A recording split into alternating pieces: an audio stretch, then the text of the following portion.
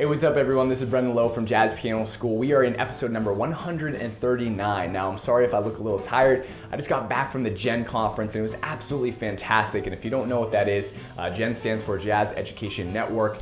It's a collection of all the great educators around the world that come together at this conference, and they host clinics, they have performances, they have so much education, right? It's absolutely fantastic. Now, I was doing a little bit of playing over there. Next year, I think it's in New Orleans. I'm gonna have a booth. I'm gonna submit some more performances. So if you're around New Orleans or you just wanna come to the conference, definitely come say hi. But in this particular episode, in number 139, I'm gonna be going over my 7 favorite ways to improvise over minor modal chords, right? So when you have a minor chord for like a full chorus or 32 measures or whatever it is, what do you do, right? How do you prevent your solo from just being a flat line, right? We don't want that. So these 7 strategies I'm going to teach you, they're going to allow you to implement colors, textures, add a nice contour line to your solo so you're creating variance, contrast, and excitement in your solo using these 7 different strategies. Don't forget to go to jazzpianoschool.com/podcast 139 to get the practice materials for this episode, okay? Let's go to the piano and I'm going to teach you these 7 different modal strategies. Here we go. All right, welcome to the Jazz Piano School podcast. Again, my name is Brendan Lowe. I'm the host as always, and thank you so much for being here. I'm not going to do much talking today. I'm just going to kind of dive right in. But in this episode, I'm going to be going over 7 ways I love to improvise over minor modal chords. So these ideas can be used over any minor, not any minor chords, but it doesn't have to be modal, right? If you have other minor chords that are in tunes, at the ends of 2-5-1s, or you have a couple bars of a minor chord, or you have some original compositions that you're playing that you have those minor chords in, then these strategies can definitely be used. If you're playing more of like a 2-5-1, like a bebop piece, this stuff, it probably isn't going to be best unless you're kind of trying to go for that modal sound or more of an out type of sound rather than a bebop type of sound with approach notes. But anyway, these are going to be, ways you can use over minor chords to kind of break out of the I don't know. They're just my favorite ways I love to to improvise over minor 7th chord. So take these strategies and methods. Excuse me. Take these strategies. Wow, I don't know what happened to my voice there. I just lost it. Choked on my own spit. That was attractive. Awesome. So take these strategies, explore with them, and utilize them and have fun, and you can do so much with them. So what I'm showing you here can be kind of tweaked and created into a whole nother thing. Be my guest and definitely kind of use your own voice in these strategies and things like that. But with that being said, let's dive right into these 7 different ways I love improvising over modal minor chords. Here we go. So the first way is going to be something that I'm sure lots of people know, and that's going to be a pentatonic scale. So a C minor pentatonic scale. If I'm soloing, right, over basically C minor, right, my right hand is going to play a C minor pentatonic scale. So that's going to be 1, 2, 3, 5, 6. Okay. Now the characteristic in the pentatonic scale is going to be that characteristic 13, right? Or that 6 in there, which is a very, distinguishable color in your soloing. So what we do here is we can use these 5 notes in a lot of different ways. I like using them scalar. So you don't have to do patterns at all. My left hand is going to play 4th voicings to get more of a modal sound, right? And if you're not really sure about your left hand 4th voicings, basically you can just take your D Dorian scale, create a 4th, and then simply move it up and down the Dorian scale. Right? And that's going to give you your 4ths. But anyway, here is your C pentatonic scale. And by scalar, I mean more movement up and down rather than pattern. So if I were to count this tune off, 1, 2, 1, 2, 3, 4.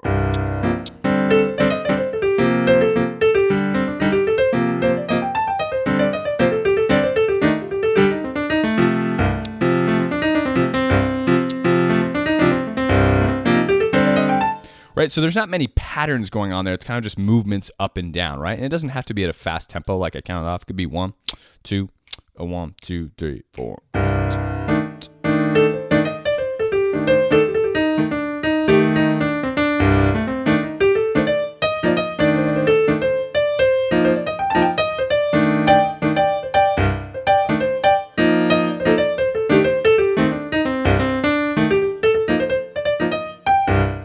could be at any different tempo. So that's going to be the C pentatonic, C minor pentatonic. And again, now pentatonic patterns are going to be more movement. So we're going to create a 4-note pattern like 1, 3, 2, 4, or we can go 1, 2, 4, 3, right? Right? Anything like this. And you can kind of move up and down. You can go, right? So patterns are more kind of numbers. I'm not going to get into that whole thing, but you can do more types of patterns. Sorry.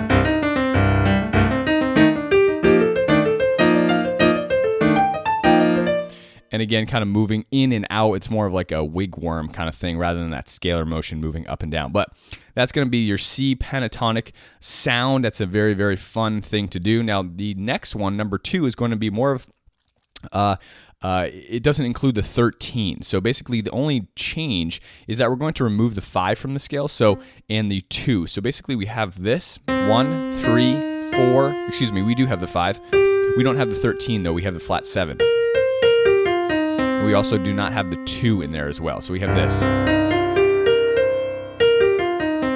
Okay, so we're getting that flat 7 in there now. And as you can hear, it's more of a darker color. This 13 is kind of a brighter note, right? This scale here, it probably has a name. I'm not really sure what it is, but it's more of a darker color, right?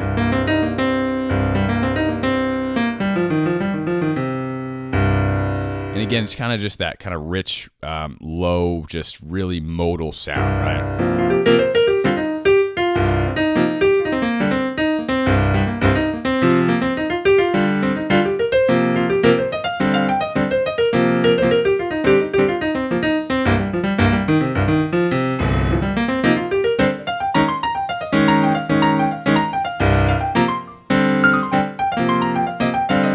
Anyway, that's the sound right there.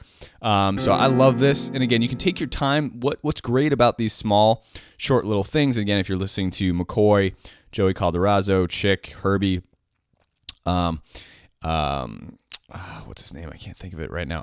But anyway, you can create these motifs, right, just around these small little patterns.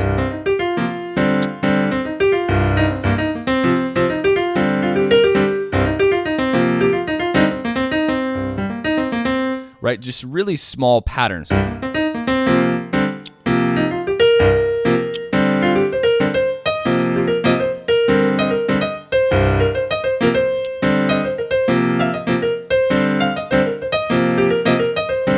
just kind of keep going back and forth, playing with the pattern, staying around one register, maybe move the register a little bit, but just keep switching it up. If you do, maybe you do a different way. Maybe you go, right? So just keep switching up the way you get to that one note and stay with that motif. So that's going to be number 2. And again, that's going to be 1, flat 3, 4, 5, flat 7, 1. Number 3 is going to be more of a Phrygian sound. So we are going to play kind of, if you think C Phrygian, but it's going to be more of like a, it's going to be this sound here, right? So we're not playing essentially E flat. It's going to be like if you're playing A flat Phrygian, right? So you're going to be playing your A flat major scale, right? So essentially it's A flat Phrygian over C, which creates this type of sound here over that C minor, right? And again, the key is C. This voicing right here is getting a little muddy, right? So in the key of C, you can definitely use this, right? It definitely works very, very well as it starts to shift upward, like in the key of F. That's a great sound right there. This is a perfect register and range for that sound. And again, you're just going to think a minor third down, and that's essentially the major scale you're going to play. So I'm playing C Phrygian right now from the key of A flat, right? Or if I'm in the key of F, I'm playing D flat Phrygian here, or essentially my D flat major scale, right? So in the key of F, right?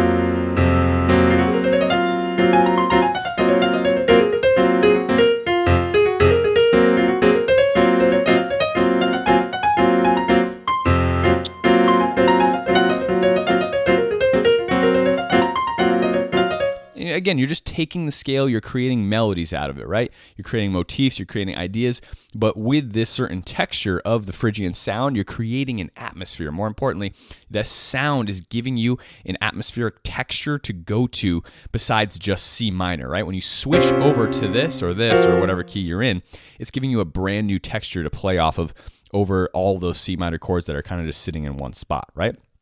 So number 3 is going to be C Phrygian, right? Off of, if you go down a major third, for all of you that aren't too familiar with modes, so you're simply going to take the major scale of a major third down from whatever, minor key you are in, okay? Number 4 is going to be taking the minor sound of whatever key you're in and making it a major sound, minor major sound. And again, this is a really cool thing to do.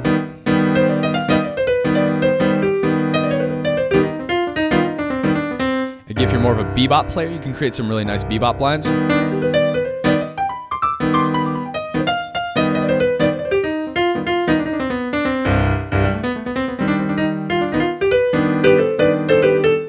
Whatever it is, but just you can simply take the minor sound and make it a minor major sound, and that's already going to give you a different characteristic. You can put the 9 on top.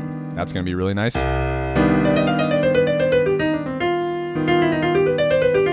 And again, you can kind of play more bebop lines over that minor major sound. That was number 4. Number 5 is going to be just a little augmentation of that. It's going to be minor 7 flat 5 with the major 7. So instead of just having regular minor major 7, we're going to make this a minor 7 flat 5 with a major 7 on top. All right, so what I like to do here, the way I like to voice this is put my 9 on top. Right, so I'm getting this sound here, right?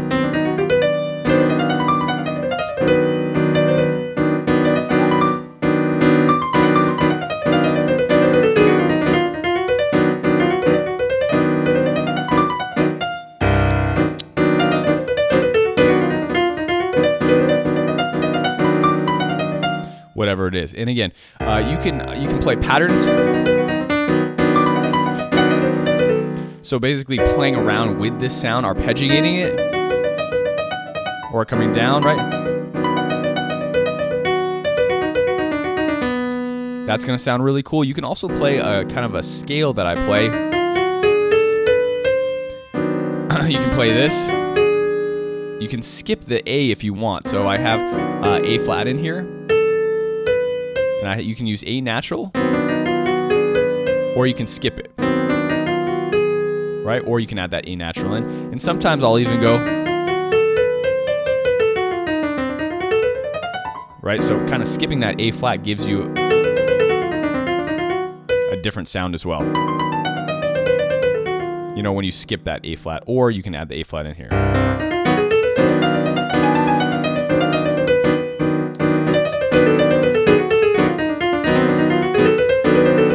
And now if I'll skip it, whoops.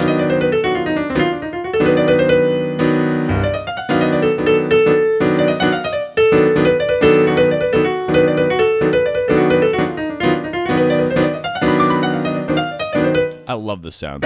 So cool. Definitely for an out sound to switch up, if you're doing your pentatonic stuff. And then you come to the end of the chorus or something.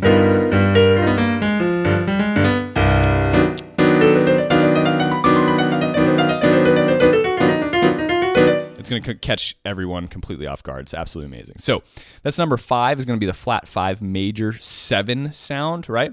And so that's an amazing one. I love to use all the time. And number 6 is going to be more of a left hand or kind of harmonic thing to think about. This is going to be C minor to D minor. And I use this a lot all the time.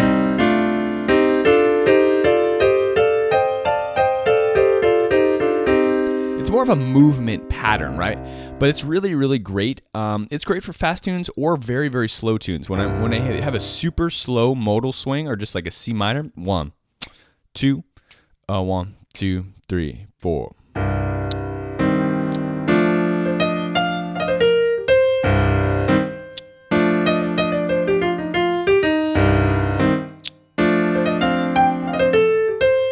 add the flat 7 in there if you want, or you can just make them straight minor chords. Minor, minor, right? Or the flat 7 sounds good as well. Just a regular C minor 7, D minor 7, right?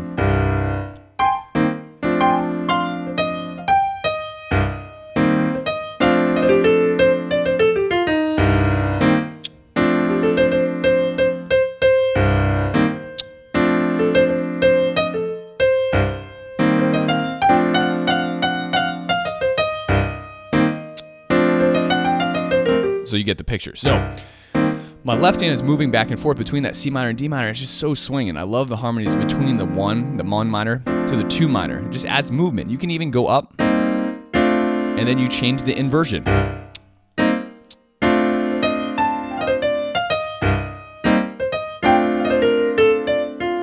Okay, for your right hand solo stuff, right? Over this, you can do a lot of different things. You can just think C minor. I was just thinking C minor there the entire time while my left hand was shifting back and forth. Or you could actually think D minor. So you can think C minor or C minor 7 chord, then you can think D minor 7 chord. So if I'm soloing,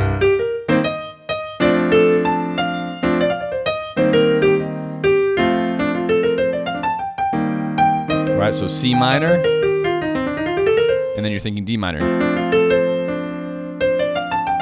I wouldn't put that, don't put this B natural in there like a D minor Dorian scale, right? Because you are in the key of C minor, so you're gonna leave that out, right? You're just essentially thinking chord tones here, more chord tones, triadic, right? So you're gonna think C minor triad or C minor 7 arpeggio, and then D minor triad or D minor 7 arpeggio.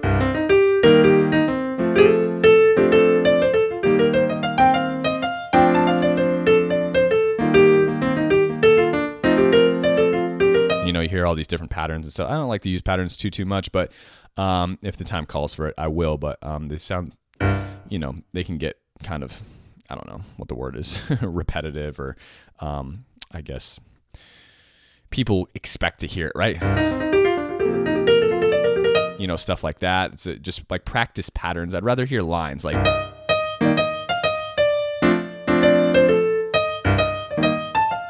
Something like a nice melody, But anyway, that's number 6. That's the C minor going to D minor. Now, the last one is going to be another reharm that I love to do and throw in there. And if you have a good bass player that's listening, he'll catch this with you. And if you're on a minor chord for a long time, I actually have 2 more for you. If you're on a minor chord for a long time, don't feel free to get off the chord, right? You can actually move around and reharm the chord. So what I love to do is if I'm soloing, right, on the C minor 7 for a long time. Let's say I'm soloing and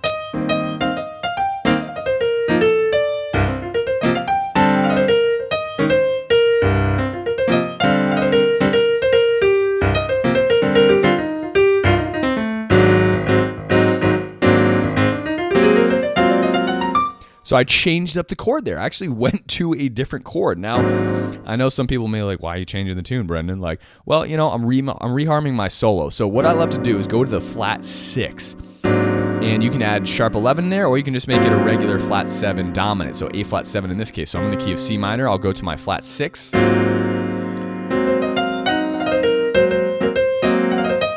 maybe I'll go back to the minor.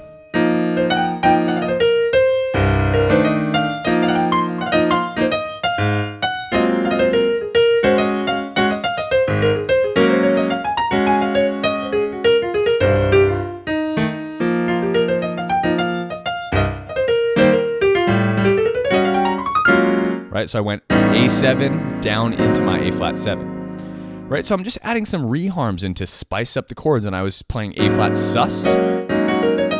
Right? However you want to do it, you can play over your A flat sus. You can make it A flat, adding the 3rd in. So basically, it's a sus with the 3rd.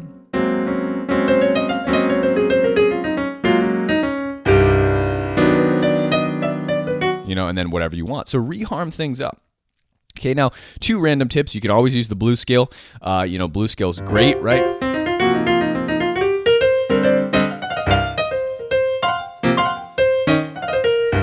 One little tip too is I like to go C minor, D minor, E flat minor, down into my D minor, C minor. That's kind of an addition to number 6, the add-on. So I'll go C minor, D minor, E flat minor, it's like,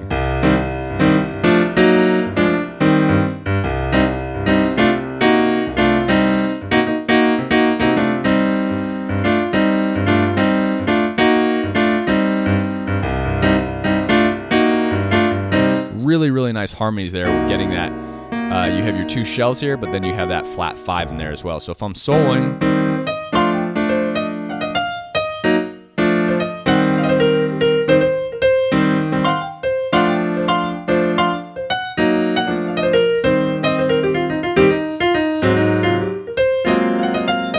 and then you can reharm it up. So that is going to be, I'll just review them real quick. You got your C minor pentatonic scale, right? Scalar or patterns. You got more of a modal sound, 1, flat 3, 4, 5, flat 7, right? You want to practice these in all keys, okay? You got your C Phrygian, right? So basically here I'm playing my A flat major scale, my C Phrygian scale, right? Over C here, okay? And so that's giving me C Phrygian. I got my minor major sound, right? That's a really cool sound. Now from your minor major, you're gonna flat the 5. You can also get this sound.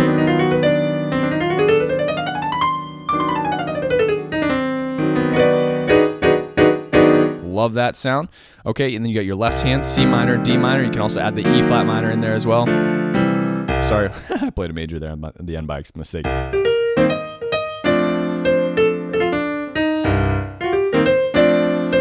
Love that. And then obviously you have reharms too, which my favorite reharm of all is going down to the kind of like the Pink Panther sound, right?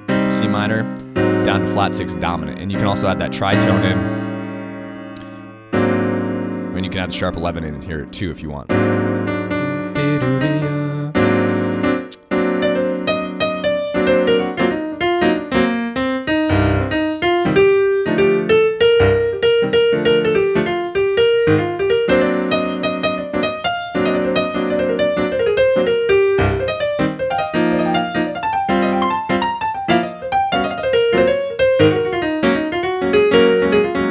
Whatever you want.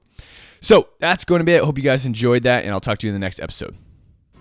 All right, well, I hope you guys enjoyed that episode, and I threw in a couple extra tips for you. As always, don't forget to subscribe to our channel down below. We release a new free jazz piano podcast every single Wednesday, and a new lick of the week every single Monday for you to get more education. And again, don't forget to go to jazzpianoschool.com/podcast 139 to get the practice materials for this episode where I list out all of the methods and strategies I just went over. And if you have any comments or questions, definitely go ahead and leave them down below. And if you haven't checked out our website, go to jazzpianoschool.com. My goal, our vision is to provide structured, organized, and clear directional jazz piano education so you don't have to guess at what to do or put the pieces together yourself, okay? I'll see you in the next podcast episode, and as always, happy practicing.